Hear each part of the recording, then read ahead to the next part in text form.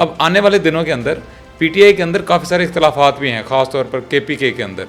تو وہ دو گروپس بن چکے ہیں، جس میں علی امین گنڈا پور کا گروپ ہے اور پھر کچھ اور لوگ ہیں جو پہلے حکومت میں تھے، جس طرح شہرام ترکی ہے اور عاطف خان نے بھی کافی ساری کمپلینس کی ہیں.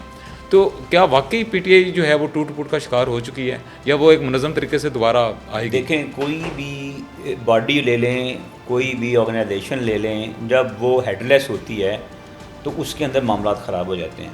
اب جو تحریک انصاف وہ ہیڈ لیس ہے، مطلب کہ ان کے قیادت کا فقدان ہے، جو مین قیادت کا پاور فقدان ہے. اور جی عمران خان صاحب جو ہیں وہ ان کے ساتھ ہی پوری پارٹی ہے. عمران خان صاحب نہیں ہے تو پھر وفاد پرستوں کا ٹولہ ہے. تو اب ہر دور میں تحریک انصاف میں کچھ ایسے لوگ رہے ہیں کہ جو پارٹی کا نقصان جنہوں نے کیا ہے.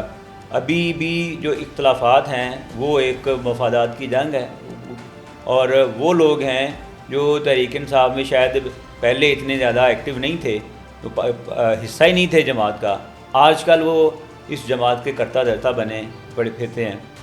فار ایگزامپل ابھی سلمان اکرم راجہ صاحب کی اور جو ان کے چیئرمین ہیں برسٹر گوہر صاحب، یہ تو پارٹی میں کہیں پہلے نظر ہی نہیں آتے تھے. یہ تو اب آئے ہیں. جب خان صاحب اندر ہوئے ہیں تو وہ ان کے کیسز لڑ کے اور پھر وہ سامنے آ گئے ہیں. اب انہی کے درمیان اختلافات بھی ہیں.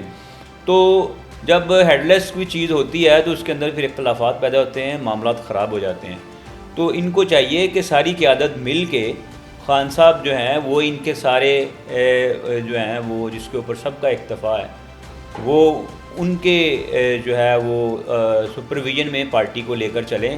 اب ملاقاتیں بھی ہو رہی ہیں ان سے، وہ سارے لیے انٹرنل پالیٹکس چھوڑ دیں کہ ایک گروپ دوسرے کے خلاف ہے، دوسرا تیسرے کے خلاف ہے. جب آپ ایک دوسرے کے خلاف چیزیں پارٹی کے اندر کرتے ہیں، پھر خان صاحب کو بھی اسی طرح کی چیزیں جاتی ہیں، پھر اختلافات بڑھتے ہی ہیں.